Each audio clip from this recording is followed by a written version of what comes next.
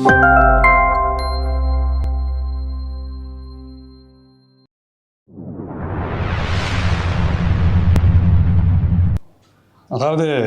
இந்த வாரம் வந்து இந்தியாவிலே மோஸ்ட் விமர்சிக்கப்பட்ட முகலாய மன்னர்களில் வந்து அவுரங்கசீப் ரொம்ப முக்கியமானவர்.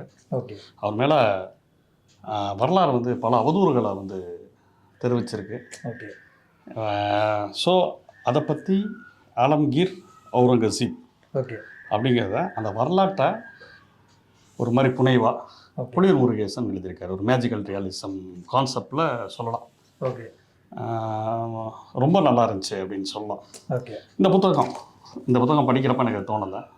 படித்தோன்னே எனக்கு என்ன தோணுச்சுன்னா, சம காலகட்டத்தில் திருப்பரங்குன்றத்தில் இஸ்லாமியர்களும் இந்துக்களும் சமமாக வாழ்ந்த ஒரு பகுதியை இப்போ என்னன்னா மேலே போயிட்டு கடா வெட்டக்கூடாது, இது வெட்டக்கூடாது, அது ஏதோ இந்த சண்டை மாதிரி அந்த மாதிரி கொண்டு போகிறாங்க. ஆனால் இயல்பில் நான் வந்து நல்லா பக்கா திருப்பரங்குன்றதுக்காரன். அதுலேருந்து நான் சொல்கிறேன், அங்கே அப்படிலாம் கிடையாது. அங்கே மக்கள் வந்து அப்படி கிடையாது. அதுதான் யதார்த்தம்.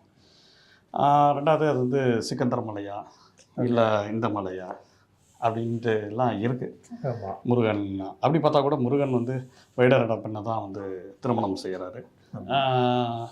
அவரோடதுவே ஒரு அழகான ஒரு காதல் கதை தான், வள்ளி தெய்வானை அப்படின்ட்டு. அதெல்லாம் பற்றி கூட நம்ம வேல்பாறையிலலாம் கூட வரும். ரொம்ப அழகான ஒரு இது. அப்போ அவர் ஒரு தமிழ் கடவுள் அப்படின்னா கூட அது இங்கே நான்வெஜ்ஜுங்கிறது அது வந்து என்ன ரொம்ப இந்த மலையா அப்படிங்கிற ஒரு விஷயம் இருக்குல்ல, அது வந்து திட்டமிட்டு பரப்பப்படுது. வரலாறு வந்து இதுதான் வரலாறுன்னு சொல்லிட்டு ஒரு மேலே வந்து ஒன்று எழுதப்படுது லேயரில். அப்படி பார்த்தா எல்லாருமே உலகத்தில் எப்போவோ வந்த வந்தேரிகள் தான். இந்த மலை வந்து ஆரம்ப காலகட்டத்தில் உருவான காலகட்டத்தில் அது சிக்கந்தர் மலையாகவும் இல்லாமல் இருக்கலாம், திருப்பரங்குன்ற மலையும் இல்லாமல் இருக்கலாம், அந்த கோவிலே இல்லாத காலகட்டமும் இருந்திருக்கும். அந்த மலை இருக்கலாம்ல. நீங்கள் வரலாறு வந்து நீங்கள் அப்படி தான் புரிஞ்சு கொள்ளணும். அங்கே வந்து ஒரு தர்கா இருக்குது, அவங்க இதுவாக இருக்காங்க. ஸோ இதெல்லாம் இருக்குல்ல, இதுக்கும் இந்த நாவலில் இருக்கும் ஒரு நிறையா தொடர்பு இருக்குது. இந்த நாவல் வந்து ஒரு லாவேஜ் அப்படிங்கிற ஒரு அயர்லாண்டை சேர்ந்த ஒரு போராளி, அவர் உண்மையிலே இருந்திருக்கார் போல். அவர் வந்து இங்கே ட்ரெயின் மிஷினில் ட்ராவல் ஆகக்கூடிய ஒரு இவராக இருக்கார். பல காலங்கள் பல இதுகளுக்கு ஊடுருவுறார். இது எப்படி எனக்கு எந்த இடத்துல எனக்கு திருப்பரங்குன்ற மலையோட எனக்கு கனெக்ட் ஆச்சுங்கிற ஒரு இடத்த முதல்ல பார்த்துருவோம். நம்ம இந்த நாவலோட வாசிப்பு அனுபவத்தில் வாசித்து தெரிஞ்சுக்கிட்டோம். எல்லாத்தையும் நம்ம ஸ்பாய்லர் பண்ணுறோம் அப்படி கிடையாது. பட்டு சில விஷயங்களை சொன்னால் தானே அது புரியல, அதுக்காக நம்ம சொல்லுவோம். அவர் லாவேஜ் அப்படிங்கிறவர் அவர் ஒரு டைம் ட்ராவலில் ஒரு பல காலகட்டத்துக்கு ஊடுருவார். ஹிஸ்டரி வந்து எப்படி வந்து இங்கே பதியப்பட்டிருக்கு, என்ன மாதிரி பதியப்பட்டிருக்கு, உண்மையிலே எப்படி நடந்துச்சு அப்படிங்கிறதுக்கு லாவேஜ் வந்து ஒரு சின்னதாக ஒரு விஷயம் பண்ணுறாரு. ஆங்கிலேயர்களால் அவங்களுக்கு தெரியும் மருது சகோதரர்கள், சின்ன மருது பெரிய மருது. சின்ன மருதோட மகன் வந்து துரைசாமி அப்படின்ட்டு பேர். அவர் வந்து ஒரு இஸ்லாமியர் தான் ஒரு பாதுகாவலராக இருக்கார். அந்த இஸ்லாமியரை வந்து அந்த ஒரு போரில் வந்து பார்த்திங்கன்னா எல்லா மருது சகோதரர்கள் எல்லாமே வீழ்ச்சி அடைஞ்சிடுறாங்க, தூக்குக்கு போயிடுறாங்க, இதெல்லாம் ஓகே. அப்போ அந்த இஸ்லாமியரை அந்த பையன் சின்ன பையனாக இருக்க போய் உள்ள சின்ன மருதோட பையங்களால் உள்ள பிடிச்சி வச்சிடுறாங்க. அது வந்து கொடுங்கோன்மையாக அது பிரிட்டிஷ் அரசாங்கம் வந்து அவங்கள வந்து சங்கிலி போட்டு பிணைச்சு கொடுங்கோன்மையாக அவங்கள வந்து மோசமாக ட்ரீட் பண்ணுது. அந்த துரைசாமியை பார்க்குற மாதிரி, அப்புறம் அவரை பாதுகாவலரை பார்க்குறதுக்கு லாவேஜ் போகிற மாதிரியான காட்சி அமைக்கப்பட்டிருக்கு. சரி, இதுக்கு அவுரங்கசீபுக்கு என்ன சம்பந்தம் அப்படிங்கிற இயல்பாக உங்களுக்கு ஒரு கேள்வி வரும். என்னென்னா இதில் ரெண்டு விஷயம் இருக்குது. இந்தியாவை பொறுத்த வரைக்கும் அவர் நிறைய படிமமாக ரொம்ப அழகாக வச்சுருக்காரு. புலியூர் முருகேசன் அதை சொல்லும். இந்தியாவை பொறுத்த வரைக்கும் உங்களுக்கு குறிப்பாக தமிழ்நாடு, ராமநாதபுரம், மதுரை பகுதிகளில் மாமா மச்சான்னு சொல்லிட்டு இஸ்லாமியர்களும் இவங்களும் இருப்பாங்க. இது வந்து ஒரு வரலாறு. இது நிறைய பேருக்கு தெரியாது, வெளியில் தெரியாது.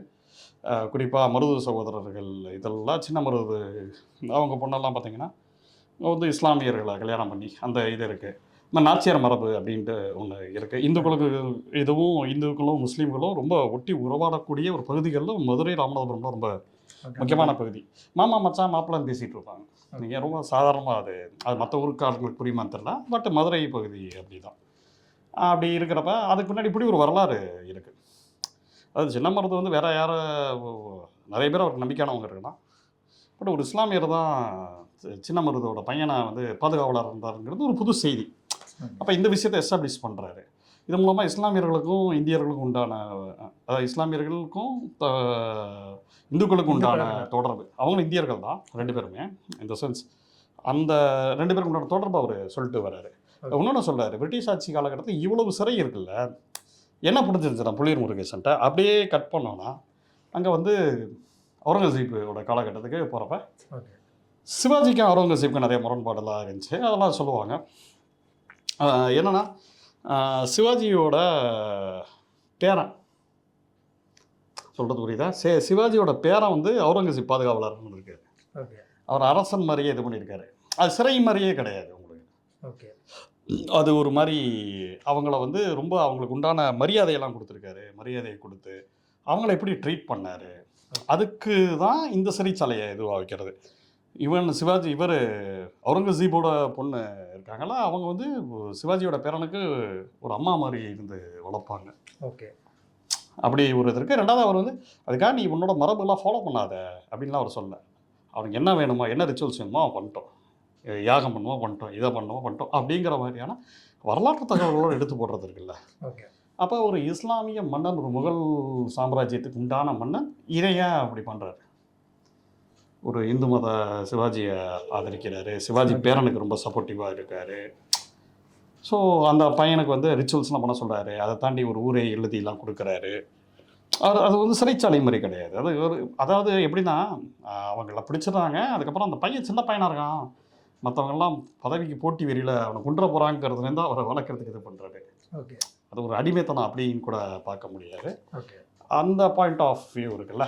இப்போ இந்த இது இருக்குல்ல, அப்போ அவர் எப்படின்னா வரலாறுகளை முன்னு பின்னு அடக்கி போகிறாரு. இப்போ இதே விஷயத்தோட கண்டினியூஷனாக இன்னொரு விஷயம் பார்த்தீங்கன்னா, ஒரு நிறையா அவுரங்கசீப் வந்து பல கோவில்களை இடித்தார் அப்படிங்கிறது இருக்குல்ல. அதுலேயும் பாதி போய் பல எத்தனையோ கோவில்களை அவர் காப்பாற்றிருக்காரு. நிறையா அவங்களுக்கு வந்து சடங்குகள் செய்கிறதுக்கு இதுக்கும் இவர் பாதுகாப்பாக இருந்திருக்காரு. ராஜபுத்திரர்கள் இவங்களும் ரொம்ப ஃப்ரெண்டாக இருந்திருக்காங்க. அங்கே மன்னர்களே இவங்களுக்கு ஹெல்ப்லாம் பண்ணியிருக்காங்க. ஒரு இடம் என்ன ஆகுதுன்னா, ஒரு ராணி என்ன ஏதோ ஒரு கோவிலில் போகிறப்ப அவங்க வந்து காசியில் நினைக்கிறேன், அவங்க வந்து அங்கே வந்து மானமக்கப்படுத்துவாங்க. அப்போ அங்கே இருக்கக்கூடிய பார்ப்பனர்களோ இவங்களும் அந்த கோவில் தீட்டாயிருது, அதை இடிக்கணும்னு சொல்கிறாங்க. இது அவங்களோட கோரிக்கை. நான் சொல்கிறது புரியுதா? இது ஒரு சாம்பிள். அப்போ சரி, அவங்க அப்படி விருப்பப்படுறாங்கன்னு சொல்லிட்டு அவங்களுக்கு இடிச்சிட்டு இன்னொரு கோவில் கட்டு கொடுக்குற மாதிரியான இடம் நடந்திருக்கு. ஆனால் இவங்க என்ன பண்ணிட்டாங்கன்னா அது எல்லாத்தையும் மறைச்சிட்டு இடிச்சிட்டாரு அப்படின்னு சொன்னீங்கன்னா எப்படி இருக்கும்? இது நடந்திருக்கு. அப்போ இந்த பெண்களுக்கு உண்டான ரேப் இருக்குது பார்த்தீங்களா, இதுலேருந்து அப்படியே கட் பண்ணி காலத்தில் அப்படியே ட்ராவல் ஆகி இந்த ஆசிஃபா காஷ்மீருக்கு வருது. அங்கேயும் ஒரு பள்ளியில் தான், அதாவது அங்கேயும் ஒரு ஆசிஃபாங்கிற மாணவி அங்கேயும் ஒரு கோவிலில் தான் இது நடக்குது இல்லை. எல்லா காலகட்டத்திலும் இவங்க இப்படி தான் இருக்காங்க. எப்படின்னா ஒரு ஒரு ஒரு கிராஃப்டில் கொண்டுட்டார் மனுஷன். அதாவது எப்படின்னா அந்த காலத்தை முன்ன பின்ன அடக்கி பில்கிஸ் பானு இவர் எப்படி வந்து பெண்களை எப்படி ட்ரீட் பண்ணார், அந்த கேள்வி கேட்ட பெண்களை அவுரங்கசீப் எப்படி ட்ரீட் பண்ணுறாரு. ஒரு சின்ன ஆட்கள் கூட அவர்கிட்ட கேள்வி கேட்குற மாதிரி சூழல்றதுக்கு அதுக்கு ஒரு மன்னிச்சுக்கோங்கன்னு சொல்லிட்டு அவங்களுக்கு மரியாதை கொடுத்து அவங்களுக்கு தேவையான உதவிலாம் பண்ணியிருக்காரு. ஒரு தடவை வராருங்கிறதுக்காக ஒரு வீட்டோட இதை தண்ணி போகிற விஷயத்தை அடைச்சிடுவாங்க. அது மூலமாக தான் மாவு தயாரிக்க முடியும். அந்த அம்மா என்ன நிஜமா எனக்கு இப்படி பண்ணிட்டீங்களேன்னு சொன்னானே அவங்களுக்கு நிலம் கொடுத்து இதை கொடுத்து பொண்ணுகளுக்கு காசு கொடுத்து பொற்காசுக்கெல்லாம் கொடுத்து அப்படி ட்ரீட் பண்ணியிருப்பார் அந்த அம்மா. அங்கே அப்படி இருக்கும் சட்டம். இங்கே பில்கிஸ் பானுங்கிறவங்களுக்கு என்ன நடந்துச்சு, ரேப் பண்ணப்பட்டாங்க, குழந்தைய வந்து அடித்து கொல்லப்படுது. இங்கே எப்படி இருக்குது சம காலகட்டத்துக்கு வரக்கூடிய இதில் இப்படி இருக்குது. பெண்களுக்கு நிறையா பெண்களுக்கு உண்டான ஒரு மரியாதை கொடுக்கறதுல அவரை இது பண்ண முடியாது. அவர் வந்து ஒரு பெரிய எப்படி அவங்க அப்பா ஷாஜகானோட பையன்ல, இவரே மிகப்பெரிய, இவரும் அவுரங்கசீப்பும் ஒரு காதலுக்காக பேசப்படக்கூடியவராக இருக்கார். அவங்க ஒய்ஃபோட சேர்ந்து மியூசிக் வாசிக்கிறாரு. மெயினாக வீணம் பயங்கரமாக அவர் வாசிப்பாராம். அவங்க ஜலந்தரங்க வாசிப்பாங்க போல அவங்க ஒய்ஃபு. ஸோ இசைக்கான விஷயங்கள்லாம் இருக்குல்ல, இந்த இசையிலேருந்து பார்த்தோன்னா ஒரு பல இசை கலைஞர்கள் வளரவே விடலை அப்படிங்கிற மாதிரி அவர் மேலே ஒரு விமர்சனம் இருக்குது. அப்படி கிடையாது, அவரே நல்ல ஒரு வீணை வாசிக்கிறவரா அவர் காலகட்டத்தில் அதுக்குண்டான புத்தகங்கள் எழுதப்பட்டிருக்கு. இன்னைக்கு இந்துஸ்தானி மியூசிக்னு சொல்கிறோம்ல, இப்போ நினைத்து பார்த்தெல்லாம் ரொம்ப சூப்பராக இருக்கும். அதில் இந்துஸ்தானி மியூசிக்ங்கிறோம்ல, ஸோ கால்டு இந்துஸ்தானி மியூசிக்கு உண்டான ரூட்ஸு, அதுக்குண்டான விஷயங்கள்லாம் எழுதினவங்க ஃபுல்லாக அவுரங்கசீப் இருக்காங்க. அந்த புத்தகங்கள்லாம் அவர் என்கரேஜ் பண்ணியிருக்காரு. அவரே ரொம்ப நுட்பமான ஒரு பயங்கரமான இசை கலைஞர் அப்படின்னு சொல்கிறாங்க. இருக்கிறதுலே மாது சூது இது எதுவுமே இல்லாமல் ரொம்ப எளிமையாக மக்களோட மக்களாக இருக்கக்கூடியவராக அவுரங்கசீப் இருந்திருக்காரு. நீங்கள் அந்த இசை அவுரங்கசீப்போட எல்லா பக்கங்களையும் பார்க்க முடிஞ்சு. அவர் எவ்வளோ சாஃப்டான பர்சனு, எதிரிகள்கிட்ட எவ்வளோ ஜெனியூன் நடந்துக்குவார். அதாவது ஷாஜகான் அவர் குடும்பப்படுத்தினார் அவங்க அப்பாவா அப்படின்றோம், அது அப்படியே இல்லை. அது அவங்க அப்பா நல்லா தான் ட்ரீட் பண்ணாருங்கிறதுக்கு உண்டான வரலாற்று ஆய்வனங்கள் என்ன இதுலேயே வந்து அந்த தனிச்சி அப்படிங்கிற மாதிரியான ஒரு வரலாற்று ஆய்வாளரே வர்றாரு. எப்படி இருக்குன்னா, அந்த லாவேஜுங்கிற கேரக்டர் ஒவ்வொருத்தர்கிட்டையும் போய் பேட்டியில் எடுக்குது. இப்போ அவுரங்கசீப் கூட இருந்தவங்களோட லாவேஜ் பேட்டி எடுப்பார். அவுரங்கசீப்டே கேட்பார். அவுரங்கசீப் சடனாக போய் காலத்தில் அப்படி பார்த்து உண்மையிலே என்ன நடந்துச்சு, அது போட்டியாக அபவுட் அவுரங்கசீப் அப்படிங்கிற புத்தகத்தில் எவ்வளோ அவதூறு பரப்பப்பட்டுருந்துச்சு அப்படிங்கிறதும் பேரலாக ஒரு வேர்ல்டு எப்படி இருக்குது, இன்னொரு வேர்ல்டு எப்படி இருக்குது, சமகாலம் எப்படி இருக்குது. ஸோ சமகால அரசியல் எல்லாத்தையும் மிக்ஸ் பண்ணி கேரக்டர் வச்சுட்டு அது முன்ன பின்ன எப்படி நடந்திருக்கு, அவர் எப்படி அப்ரோச் பண்ணியிருக்காரு. ஆமாம். அது ஏன் வந்து அவுரங்கசீப்பை ஏன் இவங்க இவ்வளோ இருக்கணும் அப்படின்னு பார்த்தீங்கன்னா, அவர் வந்து பார்ப்பனியத்துக்கு அகென்ஸ்டாக நிறையா வேலைகள் பார்த்துருக்காரு. சதி அப்படின்னு சொல்கிறாங்கல்ல, சதிக்கு எதிர்த்தாப்புல பயங்கரமாக வேலை செஞ்சுருக்காரு. சதி அவரோட ஆட்சி காலகட்டத்தில் சதிங்கிறது இல்லை. இந்த பெண்கள் உடன்கட்டை அதெல்லாம் பார்க்குறாரு. லாவேஜ் பார்க்குறாரு. லாவேஜ் பார்த்துட்டு அதுக்கு முன்னாடி காலகட்டம் எப்படி இருந்துச்சு, அதுக்கு பின்னாடி காலகட்டம் எப்படி இருந்துச்சு. 1987 வரைக்கும் சதி இருந்திருக்கு போல. இந்தியாவில் ஒரு சதி வழக்கு 1987 நடந்திருக்கு. பொண்ணு உடன்கட்டை இருக்காங்க. அது வந்து பெரிய. அப்புறம் பார்த்தா அவர் புலியூர் முருகேசன் என்ன எழுதியிருக்கான்னு போய் நெட்டில் தேடினா உண்மையிலே சதி வழக்கு நடந்திருக்கு அந்த ஊரில். அதெல்லாம் லாவேஜ் பார்க்குறாரு. 1987 இவ்வளோ முற்போக்காக இருக்காங்க. இவர் எவ்வளோ முற்போக்கான ஒரு அவர் சதிகளை இது பண்ணுறது, அந்த மாதிரியான விஷயங்கள் இருக்குல்ல. வரலாற்றை ஃபுல்லாக அந்த அதே மாதிரி நிறையா இந்து மத புரோகிதர்களுக்கு நிலங்களை கொடுக்கறது, இதுவுமே பண்ணியிருக்காரு. கோவில்களை கட்டுறது, அதே மாதிரி வரி போடுறப்ப 2 பேருக்கு ஈக்குவலண்ட்டாக போடுறது. முஸ்லீம்ஸ்களுக்கு மட்டும் வரி போடலை, இவங்களுக்கு இந்துக்களுக்கு மட்டும் போட்டாங்கிற மாதிரியான ஒரு இதெல்லாம் இருக்குது. அப்படிலாம் இல்லை, அதுலேயுமே பார்த்து இது பண்ணியிருக்காரு. நிறையா இல்லாதவங்களுக்கு இருக்கிறது இருக்குல்ல, அந்த வரி விலக்குன்னு கொடுக்குறப்பயே சாமானிய உழைப்பாளிகளுக்கு, சாதாரண மக்களுக்கு, அன்றாட கழிச்சுகளுக்கு நிறைய பேருக்கு எக்ஸம்ஷன் சொல்லி தான் அவர் கொடுத்துருப்பாரு. இவங்களாம் வரி கொடுக்க தேவையில்லை, இதெல்லாம் கொடுக்க தேவையில்லை, இவங்கெல்லாம் கொடுக்கறது. அதே நேரத்தில் அந்த புரோகிதர்களுக்கு ஏதாவது செய்யணும் அப்படின்லாம் அதை சொல்லியிருக்காங்க போல. ஏதோ உடம்பு சரியில்லாமல் இருக்கிறப்ப ஏதோ சம்திங். அதுக்கு அவர் என்ன சொல்கிறாருன்னா, இந்த இதுக்கு எவ்வளோ ஆகும், இதுக்கு வந்து நான் வந்து ஏழைகளுக்கு நான் இந்த காசை நான் கொடுத்துட்டு விட்டு போயிடுவேன். ஏழைகளுக்கு அந்த அமௌண்ட் செய்கிறது. பொதுவாக ஏதாவது உடம்பு சரியில்லைனா இந்த யாகம் பண்ணால் உடம்பு சரியாயிருவாங்கலாம், அந்த மாதிரி இதுக்கெல்லாம் அவர் வந்து உடன்பட்டதே இல்லை. ஸோ இந்த மாதிரியான விஷயங்கள்லாம் இருக்கிறனால வரலாற்றில் இதெல்லாம் பார்த்துட்டு வன்மம் வச்சுக்கிட்டு இருக்கிறதுல இவர் தான் மோசமான மன்னனா அலம்கீர் அவுரங்கசீப் அறியப்படுறாரு. ஆனால் இயல்பில் வந்து அப்படி கிடையாது அப்படிங்கிறத சொல்கிறாங்க. இந்த வரலாற்று ஆசிரியர் அபவுட் அவுரங்கசீப் எழுதுற பார்த்தீங்களா, அவர் கூடவே வரலாறு எழுதுகிற மாதிரி காட்டுவாங்க. கூடவே விக்ரம் ஜோஷின்னு ஒரு கேரக்டர் வந்துட்டு இருக்கும். இந்த லாவேஜ் வரப்பையே இந்த பக்கம் வலதுசாரி அரசியல் பேசக்கூடிய விக்ரம் ஜோஷி, இவர் தேடுவார் லாவேஜ் எங்கே, அந்த விக்ரம் ஜோஷினோட தருப்பானே குடி வச்சு அவர் இருப்பார். அப்படியே மாற்றி எழுதுறது இருக்குல்ல, அவரும் அந்த சண்டைகளில் ஈடுபடுவார். அவுரங்கசீப் கேள்வி கேட்பார். அவுரங்கசீப் ஒரு கன்வின்ஸுக்கே பதில் சொன்னால் கூட, எப்போ உனக்கு தான் பதில் கிடச்சிருச்சுலப்பான்னு இவர் கேட்பார் லாவேஜ்.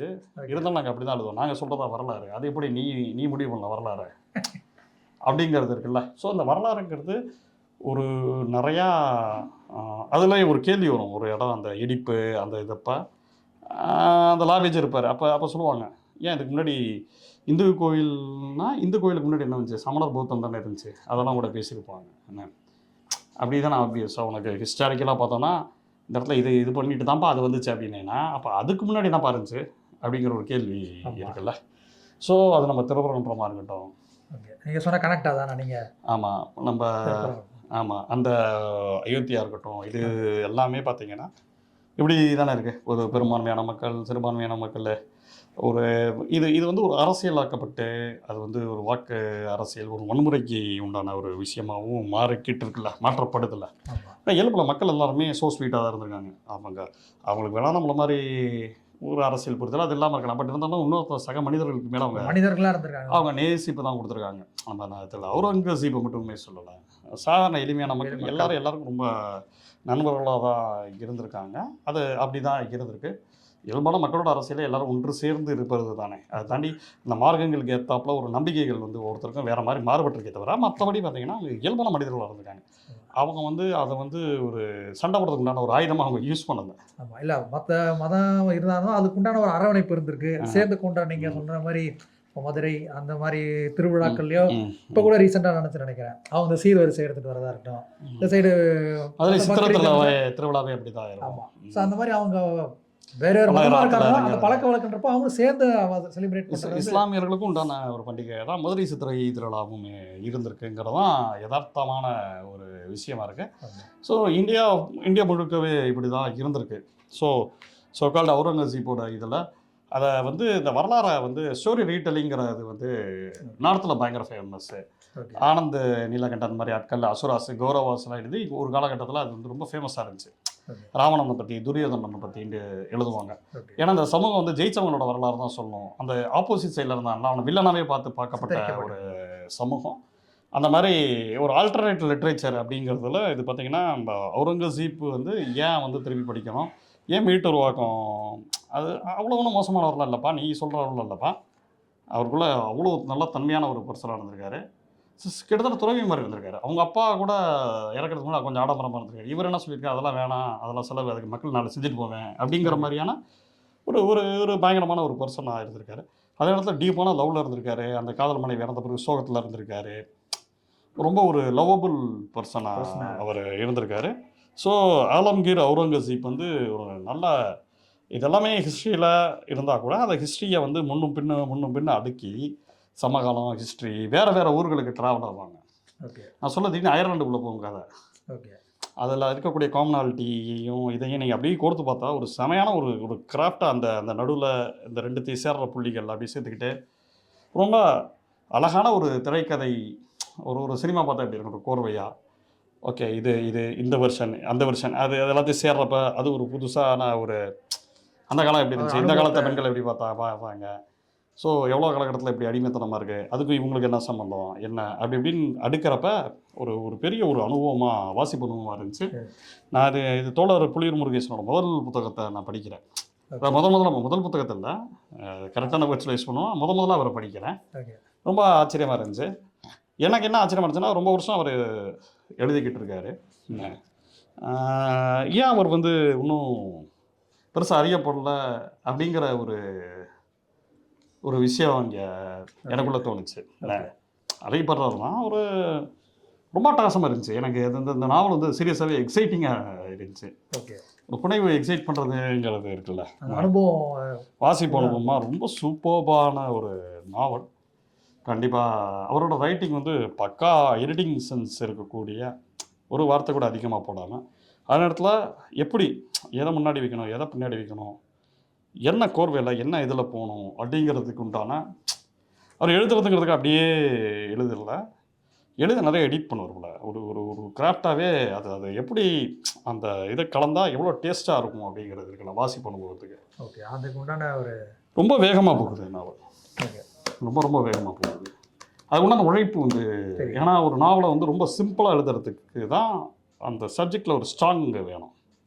அது புலியூர் முருகேசன் தோழர்கிட்ட இருக்குது. ஹிஸ்ட்ரிக்கு உண்டான இது, அவர் எத்தனை புத்தகங்களை தேடி இருக்காரு, என்ன இதெல்லாம் இது பண்ணியிருக்காரு, அந்த லாபேஜை அவராக கூட வச்சுக்கலாம். ஏன்னா வரலாற்று ரீதியாக போயிட்டு இவர் யார்கிட்டலாம் கேள்வி கேட்கணும். ஓகே, திருநங்கை மாதிரி ஆட்கள்கிட்ட இப்படி அவர் நடந்துக்கிட்டாரு. இவர் பேட்டியில் எடுப்பார், கடைசியாக ஒரு சாப்டர் ஒன்று வரும், லாபேஜ் வந்து பேட்டி எடுப்பார், திருநங்கைகிட்ட பேட்டி எடுப்பார், ஹிஸ்டாரியன்ட்ட பேட்டி எடுப்பார். ஹிஸ்டாரியனா வேறு காலகட்டத்தை சேர்ந்தவங்க, இது கற்பனையில் பேட்டி எடுத்தால் எப்படி இருக்கும். ஓகே, அந்த மாதிரி ஒரு நல்ல ஒரு மேஜிக்கல் ரியாலிச மெட்டீரியல் அப்படின்ட்டு சொல்லலாம். ஸோ ரொம்ப அட்டகாசமான நல்ல ஒரு பொலிட்டிக்கல் சென்சிபிளான காலத்துக்கு தேவையான அப்படி ஒரு படைப்பாக இது சொல்ல முடியும். ஓகே, வேறு நன்றி.